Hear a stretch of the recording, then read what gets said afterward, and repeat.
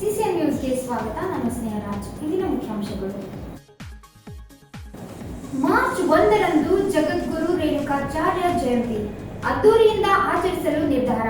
ಪೂಜ್ಯ ಡಾಕ್ಟರ್ ರಾಜಶೇಖರ್ ಶಿವಾಚಾರ್ಯರು. 22ರಿಂದ ಧಮ್ ವಿಶೇಷ ಪ್ರವಚನ ಕಾರ್ಯಕ್ರಮ.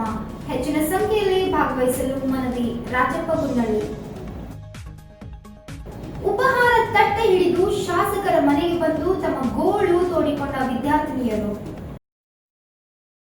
ಬರುವ ಮಾರ್ಚ್ 1ರಂದು ಸರ್ಕಾರದಿಂದ ನಡೆಯಲಿರುವ ಶ್ರೀ ಜಗದ್ಗುರು ರೇಣುಕಾಚಾರ್ಯ ಜಯಂತ್ಯೋತ್ಸವ ಕಾರ್ಯಕ್ರಮವನ್ನು ಗ್ರಾಮ ಪಂಚಾಯತ್ನಿಂದ ವಿಧಾನಸೌಧವರೆಗೆ ಅದ್ದೂರಿಯಾಗಿ ಆಚರಿಸಲು ನಿರ್ಧರಿಸಲಾಗಿದೆ ಎಂದು ಪೂಜ್ಯ ಡಾಕ್ಟರ್ ರಾಜಶೇಖರ್ ಶಿವಾಚಾರ್ಯರು ತಿಳಿಸಿದರು.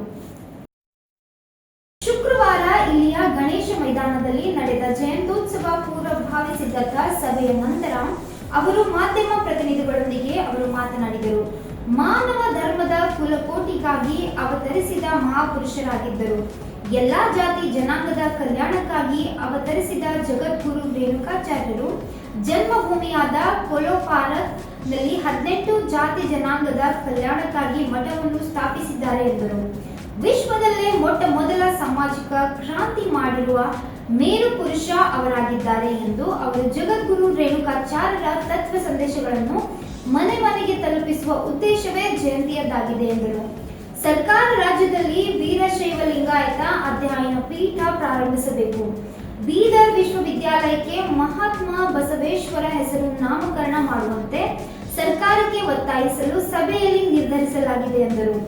ಅಂದು ನಡೆಯುವ ಕಾರ್ಯಕ್ರಮಕ್ಕೆ ಜಾತಿ ಭೇದ ಮತ ಪಂಥ ಎನ್ನದೆ ಎಲ್ಲರೂ ಹೆಚ್ಚಿನ ಸಂಖ್ಯೆಯಲ್ಲಿ ಭಾಗವಹಿಸಿ ಯಶಸ್ವಿಗೊಳಿಸಲು ಮನವಿ ಮಾಡಿದರು. ಇದೇ ವೇಳೆ ಇನ್ನೋರ್ವ ಪೂಜ್ಯರು ಮಾತನಾಡಿ ಎಲ್ಲರೂ ಒಟ್ಟಿಗೆ ಸೇರಿ ಜಯಂತಿ ಆಚರಿಸಿ ರಾಜ್ಯಕ್ಕೆ ಮಾದರಿಯಾಗಬೇಕು ಎಂದರು. ಸಭೆಯಲ್ಲಿ ಬೇಡರ ಜಂಗಮ ಸಮಾಜ ಜಿಲ್ಲಾಧ್ಯಕ್ಷ ಸಿದ್ದರಾಮಯ್ಯ ಸ್ವಾಮಿ, ಸಮಾಜದ ಮುಖಂಡರಾದ ಶಿವಶರಣಪ್ಪ ವಾಲಿ, ರಜನೀಶ್ ವಾಲಿ, ರಾಮಕೃಷ್ಣ ಸಾಳೆ, ಶಿವಯ್ಯ ಸ್ವಾಮಿ ಸೇರಿದಂತೆ ಇತರರು ಉಪಸ್ಥಿತರಿದ್ದರು. ಮಾರ್ಚ್ 1ರಂದು ನಡೆಯಲಿರುವ ರಾಜ್ಯ ಸರ್ಕಾರದ ವತಿಯಿಂದ ಮಾರ್ಚ್ 1ರಂದು ನಡೆಯಲಿರುವ ಶ್ರೀ ಜಗದ್ಗುರು ರೇಣುಕಾಚಾರ್ಯ ಜಯಂತಿ ಯುಗಮಾನೋತ್ಸವವನ್ನು ರಾಜ್ಯಾದ್ಯಂತ ಎಲ್ಲ ಕಡೆಗಳೇ ಗ್ರಾಮ ಪಂಚಾಯತ್ದಿಂದ ವಿಧಾನಸೌಧದವರೆಗೆ ಈ ಜಯಂತಿಯನ್ನು ಅದ್ದೂರಿಯಾಗಿ ಆಚರಣೆ ಮಾಡಬೇಕನ್ನುವಂಥ ಒಂದು ಸಂದೇಶವನ್ನು ಈ ಸಂದರ್ಭದಲ್ಲಿ ವ್ಯಕ್ತಪಡಿಸಿ, ಜಗದ್ಗುರು ರೇಣುಕಾಚಾರ್ಯರು ಮಾನವ ಧರ್ಮದ ಕುಲಕೋಟಿಗಾಗಿ ಅವತಾರವೆತ್ತಿರುವಂಥ ಮಹಿಮಾ ಪುರುಷರು. ಯಾವುದೇ ಎಲ್ಲ ಜಾತಿ ಜನಾಂಗದ ಕಲ್ಯಾಣಕ್ಕಾಗಿ ಅವರ ಅವತಾರವನ್ನು ಆಗಿರುವಂಥದ್ದು. ಅವರ ಅವತಾರದ ಜನ್ಮಭೂಮಿಯಾಗಿರುವಂಥ ಕೊಲ್ಲನ ಪಾರ್ಕದಲ್ಲಿ ಕುಲ 18 ಜಾತಿ ಜನಾಂಗದವರ ಕಲ್ಯಾಣಕ್ಕಾಗಿ ಮಠಗಳನ್ನು ಸ್ಥಾಪನೆ ಮಾಡಿರುವಂಥದ್ದು. ಸಾಮಾಜಿಕ ಈ ವಿಶ್ವದಲ್ಲಿ ಮೊಟ್ಟ ಮೊದಲ ಸಾಮಾಜಿಕ ಕ್ರಾಂತಿಯನ್ನು ಮಾಡಿರುವಂಥ ಮೇರು ಪುರುಷರು, ಮಹಾಪುರುಷರು ಯಾರು ಅಂತ ಕೇಳಿದ್ರೆ ಅದು ಜಗದ್ಗುರು ರೇಣುಕಾಚಾರ್ಯರು ಅನ್ನುವಂಥ ಮಾತನ್ನು ಅವರ ಇತಿಹಾಸದಿಂದ ಕಂಡು ಬರ್ತಾ ಇದೆ. ಜಗದ್ಗುರು ರೇಣುಕಾದಿ ಪಂಚಾಚಾರ್ಯರು ಅವರ ದಿವ್ಯ ಸಂದೇಶವನ್ನು, ಮಾನವ ಕಲ್ಯಾಣಕ್ಕಾಗಿ ಆ ಸಂದೇಶವನ್ನು ಮನೆ ಮನೆಗೆ ತಲುಪಿಸುವಂಥ ಒಂದು ಕಾರ್ಯವನ್ನು ಈ ಜಯಂತಿ ಮುಖಾಂತರವಾಗಿ ನಾವೆಲ್ಲರೂ ಕೂಡ ಮಾಡಬೇಕಾಗಿದೆ. ಎಲ್ಲರೂ ಒಂದಾಗಿ ಚೆಂದಾಗಿ ಯಾವುದೇ ಜಾತಿ ಮತ ಪಂಥ ಭೇದಗಳನ್ನು ಅನ್ನದೇ ಎಲ್ಲರೂ ಕೂಡ ಒಗ್ಗಟ್ಟಾಗಿ ಈ ಜಯಂತಿಯನ್ನು ಆಚರಣೆ ಮಾಡಿ ದೊಡ್ಡ ಮಾನವ ಸಂದೇಶವನ್ನು ಕೊಡಬೇಕನ್ನುವಂಥ ಮಾತನ್ನು ಈ ಸಂದರ್ಭದಲ್ಲಿ ಹೇಳಿ, ಇದೇ ಸಂದರ್ಭದಲ್ಲಿ ಜಗದ್ಗುರು ರೇಣುಕಾಚಾರ್ಯರು ಮಾಡಿರುವಂಥ ಬಹುದೊಡ್ಡ ಕಾರ್ಯ ನಾವೆಲ್ಲರೂ ಕೂಡ ಇವತ್ತು ನೋಡ್ಕೊಂಡು ಬರ್ತಾ ಇದ್ದೀವಿ. ಶ್ರೀ ಸಿದ್ಧಾಂತ ಶಿಖಾಮಣಿ ಅವರು ಅಗಸ್ತ್ಯ ಮಹರ್ಷಿಗೆ ಉಪದೇಶವನ್ನು ಮಾಡಿರುವಂಥ ದಿವ್ಯ ಸಂದೇಶ ಶ್ರೀ ಸಿದ್ಧಾಂತ ಶಿಖಾಮಣಿ ಗ್ರಂಥದ ಮೂಲಕವಾಗಿ ವಿಶ್ವಕ್ಕೆ ಪರಿಚಯ ಆಗಬೇಕಾಗಿದೆ. ಜೊತೆಗೆ ಅವರ ಸಿದ್ಧಾಂತಗಳು, ತತ್ವಬೋಧನೆಗಳು, ಜನಕಲ್ಯಾಣಕ್ಕಾಗಿ ಅವರು ನಿರ್ವಹಣೆ ಮಾಡಿ ತೋರಿರುವಂಥ ಎಲ್ಲ ಒಳ್ಳೆ ಕಾರ್ಯವನ್ನು ಒಂದು ಕಡೆ ಅಧ್ಯಯನ ಮಾಡುವಂಥ ನಮಗೆ ಅವಕಾಶ ಇವತ್ತು ಇಲ್ಲದಾಗಿದೆ. ಅದಕ್ಕಾಗಿ ಈ ಮುಖಾಂತರವಾಗಿ ರಾಜ್ಯ ಸರ್ಕಾರಕ್ಕೆ ಒಂದು ಮನವಿಯನ್ನು ಮಾಡ್ತಾ ಇದ್ದೇವೆ. ನಮ್ಮ ನಾಡಿನ ಯಾವುದಾದರೂ ಒಂದು ವಿಶ್ವವಿದ್ಯಾಲಯದಲ್ಲಿ ಶ್ರೀ ವೀರಶೈವ ಲಿಂಗಾಯತ ಅಧ್ಯಯನ ಪೀಠವನ್ನು ಸ್ಥಾಪನೆ ಮಾಡಿದ್ರೆ ಜಗದ್ಗುರು ಪಂಚಾಚಾರ್ಯರ ಮತ್ತು ಬಸವಾದಿ ಶಿವಶರಣರ ಎಲ್ಲ ಮಾನವ ಕಲ್ಯಾಣಕ್ಕಾಗಿ ಮಾಡಿರುವಂಥ ಎಲ್ಲ ಸಾಹಿತ್ಯಗಳನ್ನು ಓದುವಂಥ ಒಂದು ಅವಕಾಶವನ್ನು ನಮಗೆ ದೊರಕುತ್ತದೆ. ಜೊತೆಗೆ ಇವತ್ತು ನಮ್ಮ ಬೀದರ್ ಜಿಲ್ಲೆಯೂ ಕೂಡ ಒಂದು ವಿಶ್ವವಿದ್ಯಾಲಯವನ್ನು ಮಾನ್ಯ ಸರ್ಕಾರ ನೀಡಿದೆ. ಆ ವಿಶ್ವವಿದ್ಯಾಲಯಕ್ಕೆ ಮಹಾತ್ಮ ಬಸವಣ್ಣನವರ ಹೆಸರನ್ನು ಇಡಬೇಕು ಅನ್ನುವಂಥ ಮಾತನ್ನು ಇವತ್ತು ನಾವೆಲ್ಲ ಸಮ್ಮಿಳಿತರಾಗಿದ್ದೀವಿ. ಜಗದ್ಗುರು ರೇಣುಕಾಚಾರ್ಯ ಜಯಂತಿ ಯುಗಮಾನೋತ್ಸವ ಪೂರ್ವಭಾವಿ ಸಭೆಯಿಂದ ಈ ಒಂದು ಬೇಡಿಕೆಯನ್ನು ನಾವು ಮಾನ್ಯ ಸರ್ಕಾರದ ರಾಜ್ಯ ಸರ್ಕಾರದ ಮುಖ್ಯಮಂತ್ರಿಗಳಾಗಿರುವಂಥ ಸನ್ಮಾನ್ಯ ಶ್ರೀ ಸಿದ್ದರಾಮಯ್ಯನವರಿಗೆ ಒಂದು ಸಂದೇಶವನ್ನು, ಒಂದು ಬೇಡಿಕೆಯನ್ನು ಈ ಮುಖಾಂತರವಾಗಿ ನಾವು ಇಡಲಿಕ್ಕೆ ಬಯಸ್ತಾ ಇದ್ದೀವಿ. ಎಲ್ಲರಿಗೂ ಹೇಳ್ತಕ್ಕಂಥದ್ದು ಏನಂದರೆ, ಎಲ್ಲರೂ ನಿಮಗೇನು ಕಾರ್ಯಕ್ರಮ ಒಪ್ಸ್ಯಾರ ಅದ್ರ ಪ್ರಕಾರ ಎಲ್ಲರೂ ಬಂದು ಎಲ್ಲ ಮಾಡ್ಕೊಂಡು ಹೋಗ್ಬೇಕು. ಜಯಂತಿ ಆಚರಣೆ ಮಾಡಿದ್ರೆ ಬೀದರ್ದೊಳಗೆ ರೇಣುಕಾಚಾರ್ಯ ಜಯಂತಿ ಭಾಳ ಒಳ್ಳೆಯ ರೀತಿಯಲ್ಲಿ ಮಾಡ್ಕೊಂಡು ಬಂದಿರತಕ್ಕಂಥದ್ದನ್ನು ಆಗಬೇಕು. ಅದಕ್ಕೆ ನೀವು ಎಲ್ಲರೂ ಒಂದು ಮನಸ್ಸು ಮಾಡಿ, ಎಲ್ಲರೂ ಯಾವುದು ಮನಸ್ಸು ಮಾಡಲಾರಂತೆ, ಇದು ನಮ್ಮ ಕೆಲಸ, ನಮ್ಮ ಮನೆಯ ಕೆಲಸ ಅಂಥೇಳಿ ನೀವು ಮಾಡಿಕೊಂಡು ಜಯಂತಿ ಆಚರಣೆ ಮಾಡಿಕೊಂಡು ಅಂತೇಳಿ ಅಂದರೆ ನಮ್ಮ ಜಂಗಮ ಸಮಾಜದ್ದು ಹೆಸರು ಉಳ್ಕೊಂಡು ಬರ್ತದೆ. ಬೀದರದಲ್ಲಿ ಆಯಿತು ಅಂತ ಹೇಳ್ತಕ್ಕಂಥದ್ದನ್ನು ಬೀದರಲ್ಲಿ ಒಳಗೂ ಆಯಿತು ಅಂತ ಹೇಳಿ ಎಲ್ಲ ಉಳ್ಕೊಂಡು ಬರ್ತದೆ. ಅದಕ್ಕೆ ದಯಮಾಡಿ ಎಲ್ಲರೂ ನೀವು ಒಂದು ಮನಸ್ಸಿನಿಂದ ಮಾಡ್ಕೊಂಡು ಹೋಗ್ಬೇಕಂತ ಹೇಳಿ ನಾವು ಹೇಳ್ತೀವಿ. ಆಯಿತಾ? ನಗರದ ಸಿದ್ಧಾರ್ಥ ಕಾಲೇಜ್ ಆವರಣದಲ್ಲಿ ಫೆಬ್ರವರಿ 22ರಿಂದ ಮಾರ್ಚ್ 1ರವರೆಗೆ ಬೌದ್ಧ ಮಹಾಸಭಾ ಜಿಲ್ಲಾ ಹಾಗೂ ತಾಲೂಕು ಘಟಕದ ಸಂಯುಕ್ತಾಶ್ರಯದಲ್ಲಿ ವಿಶೇಷ ಧಮ್ ಪ್ರವಚನ ಕಾರ್ಯಕ್ರಮ ನಡೆಯಲಿದೆ ಎಂದು ಮಹಾಸಭಾ ಜಿಲ್ಲಾಧ್ಯಕ್ಷ ರಾಜಪ್ಪ ಗುನ್ನರೆ ತಿಳಿಸಿದರು. ಶುಕ್ರವಾರ ಇಲ್ಲಿಯ ಪತ್ರಿಕಾ ಭವನದಲ್ಲಿ ನಡೆಸಿದ ಸುದ್ದಿಗೋಷ್ಠಿಯಲ್ಲಿ ಅವರು ಮಾತನಾಡಿ, ಫೆಬ್ರವರಿ 22ರಿಂದ ಸಾಯಂಕಾಲ 6:30ರಿಂದ 8 ಗಂಟೆಯವರೆಗೆ ಪ್ರವಚನ ನಡೆಯಲಿದೆ ಎಂದರು.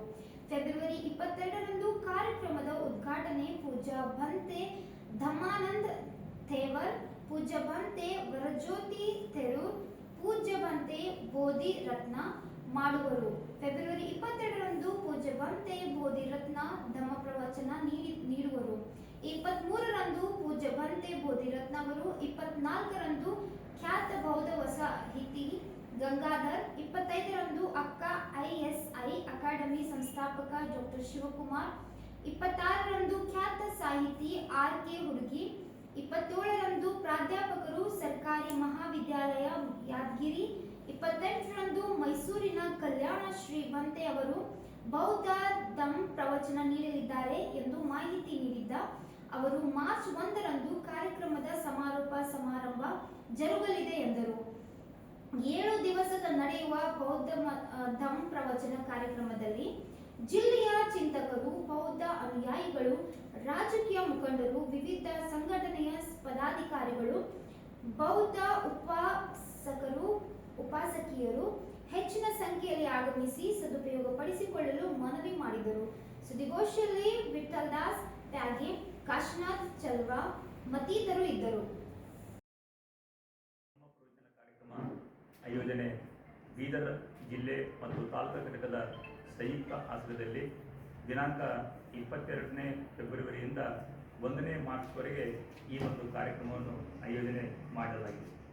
ಈ ಒಂದು ಕಾರ್ಯಕ್ರಮದಲ್ಲಿ 22ನೇ ತಾರೀಕಿಗೆ ಪೂಜ್ಯ ಭಂತೆ ಧಮ್ಮಾನಂದ ಮಹಾಶಯರು, ಪೂಜ್ಯ ಭಂತೆ ವರಜ್ಯೋತಿ, ಪೂಜ್ಯ ಭಂತೆ ಬೋಧಿರತ್ನ, ಪೂಜ್ಯ ಭಂತೆ ಜ್ಞಾನಸಾಗರ್ ಥೇರೋ, ಪೂಜ್ಯ ಭಂತೆ ರೇವತ್ ಥೇರೋ, ಧರ್ಮಪಾಲ್ ಭಂತೇಜಿಯವರು ಈ ಒಂದು ಕಾರ್ಯಕ್ರಮದ ಉದ್ಘಾಟನೆಯನ್ನು ಮಾಡಲಿದ್ದಾರೆ. ತದನಂತರ 23ನೇ ತಾರೀಕಿಗೆ ಪೂಜ್ಯ ಭಂತೆ ಬೋಧಿರತ್ನ ಭಂತೇಜಿಯವರು ಧಮ್ಮ ಪ್ರವಚನವನ್ನು ನೀಡಲಿದ್ದಾರೆ. ಇನ್ನು 24ನೇ ತಾರೀಕಿಗೆ ನಮ್ಮ ನಿಮ್ಮೆಲ್ಲರ ಚಿರಪರಿಚಿತರು ಹಾಗೂ ಖ್ಯಾತ ಬೌದ್ಧ ಸಾಹಿತಿಗಳಾಗಿರ್ತಕ್ಕಂಥ ಸೋಸ್ಲೆ ಗಂಗಾಧರ್ ಅವರು 24ನೇ ತಾರೀಕಿಗೆ ಧಮ್ಮ ಪ್ರಬೋಧನೆಯನ್ನು ಮಾಡಲಿದ್ದಾರೆ. 25ನೇ ತಾರೀಕಿಗೆ ಡಾಕ್ಟರ್ ಶಿವಕುಮಾರ್ ಸಂಸ್ಥಾಪಕರು, ಅಕ್ಕ IS ಅಕಾಡೆಮಿ ಬೆಂಗಳೂರವರು ಉಪನ್ಯಾಸವನ್ನು ನೀಡಲಿದ್ದಾರೆ. 26ನೇ ತಾರೀಕಿಗೆ ಡಾಕ್ಟರ್ RK ಹುಡುಗಿ, ಖ್ಯಾತ ಸಾಹಿತಿಗಳು, ನಿಕಟಪೂರ್ವ ನಿರ್ದೇಶಕರು ರಂಗಾಯಣ ಕಲಬುರಗಿರವರು ಕೂಡ ತಮ್ಮ ವಿಷಯವನ್ನು ಮಂಡನೆ ಮಾಡಲಿದ್ದಾರೆ. ದಿನಾಂಕ 27ನೇ ತಾರೀಕಿಗೆ ನಮ್ಮವರೇ ಆಗಿರ್ತಕ್ಕಂಥ ಮಹಿಳೆಯರಲ್ಲಿ ಒಬ್ಬರಾಗಿರ್ತಕ್ಕಂಥ ಜಯದೇವಿ ಗಾಯಕ್ವಾಡ್ರವರು, ಪ್ರಾಧ್ಯಾಪಕರು ಸರ್ಕಾರಿ ಪದವಿ ಮಹಾವಿದ್ಯಾಲಯ ಯಾದಗಿರವರು ಈ ಕಾರ್ಯಕ್ರಮದಲ್ಲಿ ಧಮ್ಮ ಮತ್ತು ಮಹಿಳಾ ವಿಷಯಕ್ಕೆ ಸಂಬಂಧಪಟ್ಟ ಹಾಗೆ ತಮ್ಮ ವಿಷಯವನ್ನು ಮಂಡನೆ ಮಾಡಲಿದ್ದಾರೆ. ತದನಂತರ 28ನೇ ತಾರೀಕಿಗೆ ಮೈಸೂರಿನಿಂದ ಆಗಮಿಸಲಿರುವ ಡಾಕ್ಟರ್ ಕಲ್ಯಾಣ್ ಶ್ರೀ ಬಂತೀಜಿಯವರು ಧಮ್ಮ ಉಪದೇಶಗಳನ್ನು ಮಾಡಲಿದ್ದಾರೆ. ನಂತರ 1ನೇ ಮಾರ್ಚ್ಗೆ ಈ ನಮ್ಮ ಕಾರ್ಯಕ್ರಮ ಮುಕ್ತಾಯವಾಗಲಿದೆ. ಹೀಗಾಗಿ ಈ ಒಂದು ಕಾರ್ಯಕ್ರಮ ಸಿದ್ಧಾರ್ಥ ಕಾಲೇಜಿನ ಆವರಣದಲ್ಲಿ ಸಾಯಂಕಾಲ 6:30ರಿಂದ 8 ಗಂಟೆವರೆಗೆ ನಡೀತಕ್ಕಂಥ ಕಾರ್ಯಕ್ರಮ ಇದಾಗಿದೆ. ಹೀಗಾಗಿ ಈ ಒಂದು ಕಾರ್ಯಕ್ರಮದ ಸದುಪಯೋಗ ಬೀದರ್ ಜಿಲ್ಲೆಯ ಎಲ್ಲ ಚಿಂತಕರು, ಸಾಹಿತಿಗಳು, ವಿವಿಧ ರಾಜಕೀಯ ಪಕ್ಷದಲ್ಲಿರ್ತಕ್ಕಂಥ ಮಹನೀಯರು, ವಿವಿಧ ಸಂಘಟನೆಯಲ್ಲಿ ಕಾರ್ಯವನ್ನು ಮಾಡ್ತಕ್ಕಂಥ ಮಹನೀಯರು ಕೂಡ, ಜೊತೆಗೆ ಬೌದ್ಧ ಧರ್ಮದ ಉಪಾಸಕಿಯರು ಕೂಡ ಈ ಒಂದು ಹೆಚ್ಚಿನ ಸಂಖ್ಯೆಯಲ್ಲಿ ಬಂದು ಈ ಕಾರ್ಯಕ್ರಮದ ಸದುಪಯೋಗ ಪಡೆದುಕೊಳ್ಳಬೇಕಾಗಿ ಈ ಒಂದು ಪತ್ರಿಕೆ ಮಾಧ್ಯಮದ ಮುಖಾಂತರವಾಗಿ ನಾನು ಎಲ್ಲ ವರದಿಗಾರರಿಗೂ ಮತ್ತು ಸಂಪಾದಕರಿಗೂ ಮತ್ತು ಎಲ್ಲರಿಗೂ ಕೂಡ ಮತ್ತೊಮ್ಮೆ ನಾನು ಹಾರ್ದಿಕ ಧನ್ಯವಾದಗಳನ್ನು ಹೇಳ್ತಾ ನನ್ನ ಮಾತಿಗೆ. ಬಸವ ಕಲ್ಯಾಣ್ ಶಾಸಕ ಶರಣು ಸಲಗರ್ ಮನೆಗೆ ಬಂದು ವಿದ್ಯಾರ್ಥಿಗಳು ತಮ್ಮ ಅಳಲು ತೋಡಿಕೊಂಡರು. ಬಸವ ಕಲ್ಯಾಣ್ ನಗರದ ಬಂದರು ಓಣಿಯಲ್ಲಿರುವ ಡಾಕ್ಟರ್ BR ಮೆಟ್ರಿಕ್ ನಂತರ ಬಾಲಕಿಯರ ವಸತಿಯ ದುಸ್ಥಿತಿಯ ಬಗ್ಗೆ ಎಳೆಯಾಗಿ ವಿದ್ಯಾರ್ಥಿನಿಯರು ಬಿಚ್ಚಿಟ್ಟಿದ್ದರು. ಶಾಸಕ ಶರಣು ಸಲಗರ್ ಕಚೇರಿ ಮುಂಭಾಗದಲ್ಲಿರುವ ಮೆಟ್ರಿಕ್ ನಂತರದ ವಸತಿ ನಿಲಯದಲ್ಲಿ ಬೆಳಗಿನ ಟಿಫಿನ್, ಮಧ್ಯಾಹ್ನದ ಊಟ, ರಾತ್ರಿ ಊಟ ಸರಿಯಾಗಿ ಕೊಡ್ತಿಲ್ಲ ಎಂದು ಆರೋಪಿಸಿದರು. ಹಾಸ್ಟೆಲ್ನಲ್ಲಿ ಯಾವುದೇ ಸೌಲಭ್ಯ ಕೊಡ್ತಿಲ್ಲ. ನಾವೇನಾದರೂ ಕೇಳಿದ್ರೆ ಓದೋಕೆ ಬಂದಿದ್ದೀರಾ ಇಲ್ಲ ಬರೀ ಊಟ ಮಾಡೋಕೆ ಬಂದಿದ್ದೀರಾ ಅಂತ ವಿದ್ಯಾರ್ಥಿಗಳನ್ನೇ ಪ್ರಶ್ನಿಸುತ್ತಾರೆ. ನಾವು ಕೇಳುವವರೆಗೂ ಸಾಬೂನು ಬಾಕ್ಸ್ ಏನನ್ನೂ ಕೊಡಲ್ಲ. ಹಾಸ್ಟೆಲ್ನಲ್ಲಿ ಇರುವುದೇ 15-20 ಜನರಿದ್ದೀವಿ. ಮನೆಯಲ್ಲಿರುವ ಊಟದ ಹಾಗೆ ಒಂದು ದಿನವೂ ಕೊಡಲ್ಲ ಎಂದು ವಿದ್ಯಾರ್ಥಿನಿಯರು ದೂರಿದರು. ಹಾಸ್ಟೆಲ್ನಿಂದ ಬೆಳಗಿನ ಉಪಹಾರ ತಂದು ವಿದ್ಯಾರ್ಥಿನಿಯರು ಶಾಸಕರಿಗೆ ತೋರಿಸಿದರು. ವಿದ್ಯಾರ್ಥಿಗಳ ಗೋಳನ್ನು ಆಲಿಸಿದ ಶಾಸಕರು ಸಮಾಜ ಕಲ್ಯಾಣ ಇಲಾಖೆ ಸಹಾಯಕ ನಿರ್ದೇಶಕ ದಿಲೀಪ್ ಕುಮಾರ್ನಿಗೆ ಕ್ಲಾಸ್ ತೆಗೆದುಕೊಂಡರು. ಈ ಟಿಫಿನ್ ನೀನು ಮತ್ತು ವಾರ್ಡ್ನವರು ತಿನ್ನಬೇಕು, ನಿಮ್ಮ ಜನ್ಮಕ್ಕೆ ನಾಚಿಕೆಯಾಗಬೇಕು ಎಂದು ತರಾಟೆಗೆ ತೆಗೆದುಕೊಂಡರು. ಮತ್ತೆ ನಿಮಗೆ ನೌಕರರ ಸಂಘದ ಅಧ್ಯಕ್ಷತೆ ಬೇರೆ, ಕೇಳು, ಹೋಪ್ಲೆಸ್ ಫೆಲ್ಲೋ ಎಂದರು.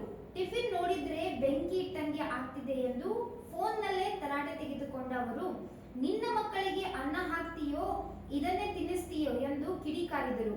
ನಾಚಿಕೆ, ಚರ್ಮ, ಮಾನ, ಮರ್ಯಾದೆ ಏನಾದ್ರೂ ಇದ್ದೇನಾ ನಿಮಗೆ ಎಂದು ವಾರ್ಡನ್ಗೆ ಹಿಗ್ಗಾಮುಗ್ಗ ಜಾಡಿಸಿದರು. ಇದೇ ವೇಳೆ ಫೋನ್ ಮಾಡಿ ಸಮಾಜ ಕಲ್ಯಾಣ ಇಲಾಖೆ ಉಪನಿರ್ದೇಶಕ ಯೋಗೇಶ್ ಅವರಿಗೂ ಕ್ಲಾಸ್ ತೆಗೆದುಕೊಂಡರು.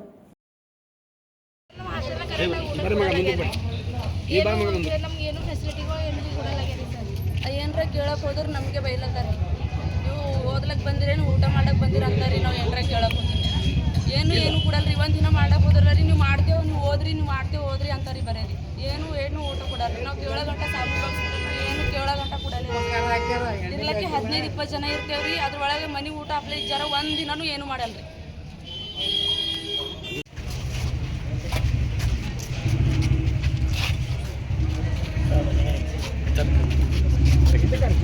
ಮುಂದಕ್ಕೆ ಬರ್ತಾರೆ ಹೇಳಿ ನ್ಯೂಸ್ ಎಲ್ಲರೂ ಅವರು ಬರಲ್ಲ.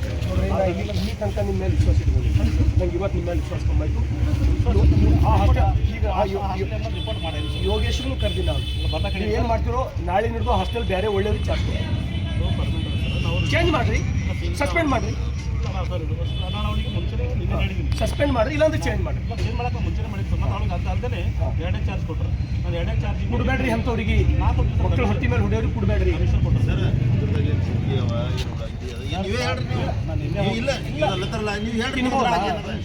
ಮಕ್ಕಳು ತಿನ್ಬೋದಾ? ನಾನು ನಿಮ್ಮ ಮೇಲೆ ಆರೋಪ ಮಾಡ್ಲಕ್ಕಿಲ್ಲ ಸರ್. ನಾನು ನಿನ್ನೆ ಹೋಗಿ ನೀವು ಅಲ್ಲಿ ಹೋಗಿ ನೀವು ನಿಂಗೆ ಅಡಿಗೆ ಮಾಡ್ಸ್ಲಿಕ್ಕಾಗಲ್ಲ. ನಿಮ್ ಭಯ ಇಲ್ಲ ಅಂತ ಇಲ್ಲ ಸರ್. ನಿಮ್ ಕಂಟ್ರೋಲ್ ಇದ್ರೆ ಹಿಂಗೆ ಯಾಕೆ ದಿಲೀಪ್ ಕುಮಾರ್? ನಾನು ಚಾರ್ಜ್ ಮಾಡಿ ನಿಮ್ ಕಂಟ್ರೋಲ್ ಇಲ್ಲ ಅಂತ ಇದು ಅರ್ಥ ರೀ. ನಾನು ನಿಮಗೆ ಒಂದು ಪಕ್ಕ ಕೊಡ್ತೀನಿ ಸರ್. ನಿಮ್ಮ ಅರ್ಥ ನಾನು ಪಕ್ಕ ಕೊಡ್ತೀನಿ. ಆ ಹಾಸ್ಟೆಲ್ ಮೇಲೆ ನಿಮ್ ಕಂಟ್ರೋಲ್ ಇಲ್ಲ. ನಾ ಅಷ್ಟು ಹಾಸ್ಟೆಲ್ಗಳು ಹಿಂಗೆ ಅಂತ ಅಲ್ಲತ್ತಿಲ್ಲ. ನನ್ನ ಪಾಯಿಂಟ್ ಅರ್ಥ ಮಾಡ್ಕೋದು ನೀವು. ಹಾಸ್ಟೆಲ್ಗಳ್ದಾಗ ಚಲೋ ಬಿ ಊಟ ಕೊಡ್ಲತ್ತಾರ. ನಾ ಹೋಗಿ ಊಟ ಮಾಡೀನಿ ಸರ್. ಇದು ನಾನೀಗ ಅವ್ರು ಇಮಿಡಿಯೇಟ್ ಆಗಿ ಇಟ್ಕೊಂಡು ನನಗೆ ಏನು ಮಾಡ್ತಿರೋ ಗೊತ್ತಿಲ್ಲ. ನಿಮ್ಮ ರೆಫರೆನ್ಸ್ ನಾ ಮತ್ತೆ ಈಗ ನಿಮ್ಮ DSWB ಹೇಳಿನಿ, ನಿಮ್ಮೂ ಹೇಳಿ ನಾನು ತುರಂತ ಅಕ್ಕಿನ ಮೇಲೆ ಆಕ್ಷನ್ ಆಗಬೇಕು. ಮಧ್ಯಾಹ್ನ ಹಿಡಿದು ಚಲೋ ಊಟ ಆಗಬೇಕು. ಮಧ್ಯಾಹ್ನ ನೀವು DSW ಹೋಗಿ ಅಲ್ಲೇ ಊಟ ಮಾಡ್ಬೇಕು. ಇವತ್ತು ಮಧ್ಯಾಹ್ನ ಊಟ ನಿಮ್ದು ಅಲ್ಲೇ. ಸರ್ ಇನ್ನೊಂದು ಮಾತು, ನೀವು ನಿಂದು ಹೋದ್ರು ಇವತ್ತು ಈ ಪರಿಸ್ಥಿತಿ ಇದೆ ಅಂದ್ರೆ ನಿಮ್ಗೆ ಎಷ್ಟು ಹೆದರಿಕೆ ಇದೆ ಅವ್ರ ಮೇಲೆ? ಆಲ್ರೆಡಿ ಅವ್ರಿಗೆ ಹೇಳಿದ್ವಿ. ಕಮಿಷನ್ ರಿಪೋರ್ಟ್ ಬಂದಿದ್ದು ಇಮಿಡಿಯೇಟ್ ಆಗಿ ನಾವು ಟ್ರಾನ್ಸ್ಫರ್ ಮಾಡ್ತೀವಿ. ನೀವು ಚೇಂಜ್ ಮಾಡ್ತೇವೆ, ನೀವೇನು ಚಿಂತೆ ಮಾಡಿ. ಇವತ್ತು ಮಧ್ಯಾಹ್ನ ಹಿಡ್ಕೊಂಡು ಒಳ್ಳೆ ಊಟ ನಿಮಗೆ ಸಿಗ್ತದೆ. ಇವತ್ತು ಮಧ್ಯಾಹ್ನ ಹಿಡ್ಕೊಂಡು ಯಾರು ಟ್ಯಾಚ್ ಮಾಡಲ್ಲ. ಮೇಡಮ್ ಮಾಡ್ತಾಳೆ. ದಿಲೀಪ್ ಕುಮಾರ್ ನನಗೆ 1 ಮಂತ್ಲಿಂದ ಆ ಬಾಯಿ ಮೇಲೆ ಕೊಡ್ತಾ ಇದ್ದಾರೆ. ನಾವು ಹೋಗಕ್ಕಾಗಿಲ್ಲ. ದೇವಲ್ಲಿಂದ ಸರ್ ದಯಮಾಡಿ ತೆಗೀರಿ. ನಾನು ಒಂದು ಹೊಸ ನ್ಯೂ ಅಪಾರ್ಟ್ಮೆಂಟ್ ಆಗಲ್ಲ, ಒಂದ್ಸಲ ಬಿಟ್ಟು 2 ಸಲ ಚಾನ್ಸ್ ಕೊಟ್ಟಿದ್ದು. ಅವ್ರು ಹೇಳಿ ಅಪಾರ್ಟ್ಮೆಂಟ್ ಸಿಗೋದು ಭಾಳ ಕಷ್ಟ ಅದ. ಇವತ್ತು ನೀವು ಕೇಳ್ರಿ, ಇವತ್ತು ಮಧ್ಯಾಹ್ನ ಊಟ ನಿಮ್ದು ಅಲ್ಲೇ. ನೀವು ಊಟ ನಿಮ್ಗೆ ಇಬ್ರು ಮಾಡೋದು ನನಗೆ ಫೋಟೋ ಬರಬೇಕು. ಮಧ್ಯಾಹ್ನ ಊಟ ಸಾಧ್ಯ ನಾನು ಬರ್ತೀನಿ. ಇವ್ರಿಗೆ ಚಾ ಕುಡ್ತೀನಿ. ಮಧ್ಯಾಹ್ನಕ್ಕೆ ಇದೇ ತಿನ್ಬೇಕಾಗ್ತದೆ. ಡಬಲ್ ನಾಷ್ಟ ಇದು ಮಧ್ಯಾಹ್ನಕ್ಕೆ ಇದೇ ತಿನ್ಬೇಕ್ರಿ ಕಾಲೇಜ್ನಲ್ಲಿ. ಇದು ಮಧ್ಯಾಹ್ನ ಊಟ ಏ ನಂಬರ್ ತರಕ್ಕೆ ಸರ್ ಈಗ ಈಗ ಹೊಟ್ಟಿದೆ ಅಂದ್ರೆ ಇದು ನಿಮ್ಮ BCM social welfare Dilip Kumar sir.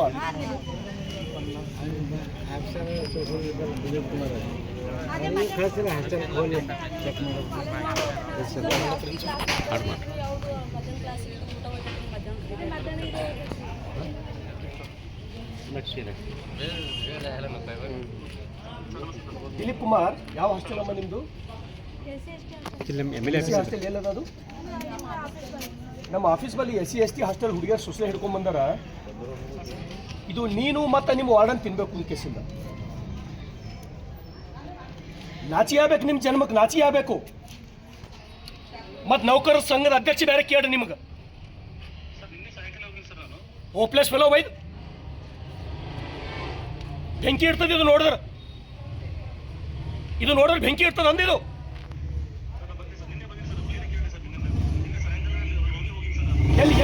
ಎಲ್ಲಿದ್ದೀರಿ ನೀವು?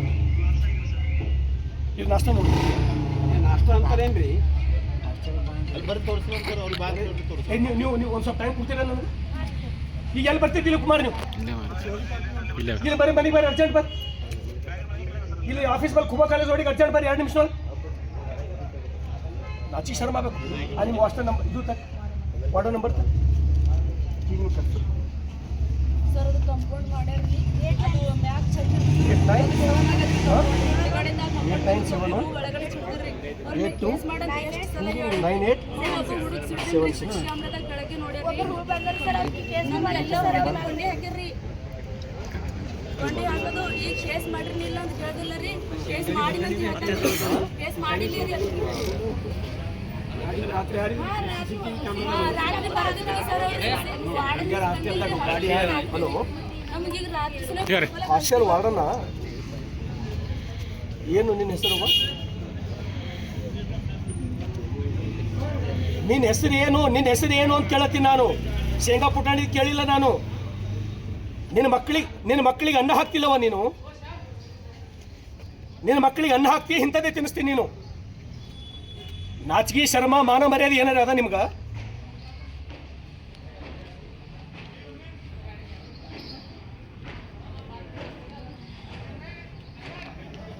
ಡಿಸ್ಟ್ರಿಕ್ಟ್ ಸೋಷಿಯಲ್ ವೆಲ್ಫೇರ್ ಆಫೀಸರ್ ಯಾರು?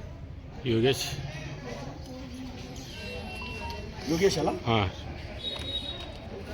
ಸರ್, ಅದು ಮತ್ತೊಂದು ಕೇಳಿ, ಹುಡುಗಿಯರು ಹೇಳ್ತಾರೆ ಸರ್, ಒಂದು ಹುಡುಗಿ ಕಂಪೌಂಡ್ ಚಡ್ದಿ ರಾತ್ರಿ ಕಂಪೌಂಡ್ ಹಾಗೆ ಬಂದನಪ್ಪ ಹುಡುಗಿ.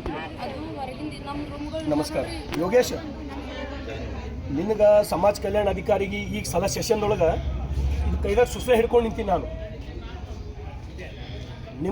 ನಿಮ್ಗೆ ಏನಿಲ್ಲ, ನಿಮ್ಗೆ ಬರೀ ದುಡ್ಡು ಬೇಕಷ್ಟೇ. ಮಕ್ಕಳು ಸಾಯಲೆಕ್ಕಲ್ಲ ಏನು ನಿಮ್ಮ ನೌಕರಿ? ನಾವೆಲ್ಲ ನಿಮ್ಮ ಸೆಲೆಕ್ ಇಲ್ರಿ, ಮಕ್ಕಳು ಸೆಲೆಕ್ ಅದ ನಿಮ್ಮೆಲ್ಲ ನೌಕರಿಗಳು. ಎಂದು ಹೋಗಿರಿ ಅಂದರೆ ಹಾಸ್ಟೆಲ್, ಬಸವ ಕಲ್ಯಾಣ ಹಾಸ್ಟೆಲ್ ವಿಸಿಟ್ ಮಾಡಿರಿ? ಯಾವ್ದಾರೆ ಮಾಡಿರಿ? ಮಾಡಿರಿ ನೀವು?